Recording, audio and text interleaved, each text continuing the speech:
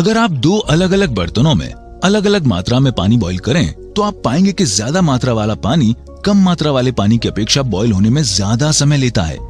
Water boil होने में लगने वाला ये टाइम डिफरेंस हीट कैपेसिटी के कारण होता है। डिटेल में जाने से पहले ये समझ लेना जरूरी है कि हीट और टेम्परेचर डिफरेंट टर्म्स हैं। टेम्परेचर हमें ये बताता है कि कोई ऑब्जेक्ट कितना गर्म या ठंडा है, ये डिग्री सेल्सियस में मेजर किया जाता है, जबकि हीट एनर्जी का एक फीचर यानी रूप है, इसे जूल्स में मेजर किया जाता है। किसी ऑब्जेक्ट को जितनी ज्यादा हीट सप्लाई की जाएगी उसका टेम्परेचर भी उतना ज्यादा इंक्रीज होगा।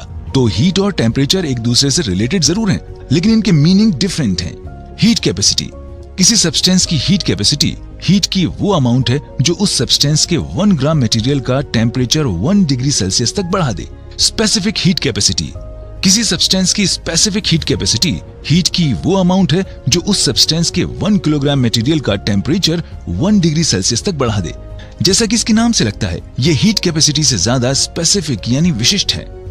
डिफरेंट मटेरियल्स की स्पेसिफिक हीट कैपेसिटी डिफरेंट होती है, लेकिन न्यूमेरिकल सॉल्व करने के लिए हमें हमेशा इस तरह की टेबल नहीं दी जाएगी, इसलिए हमें मटेरियल्स की स्पेसिफिक हीट कैपेसिटी कैलकुलेट करना आना चाहिए।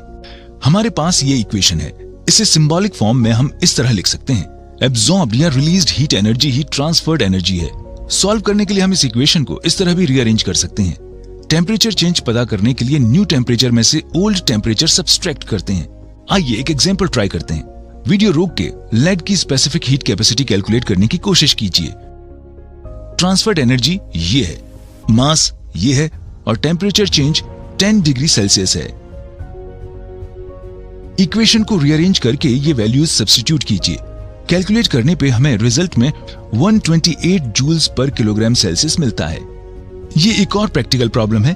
वीडियो रोक के लेड की ट्रांसफर्ड एनर्जी कैलकुलेट कीजिए। इसका करेक्ट आंसर ये है। आंसर को किलो जूल्स में बदलने के लिए हम आंसर को 1000 से डिवाइड कर सकते हैं। क्या आपने इस नेगेटिव साइन को नोटिस किया? यहाँ पे हमने जो मटेरियल लिया है वो लेड है।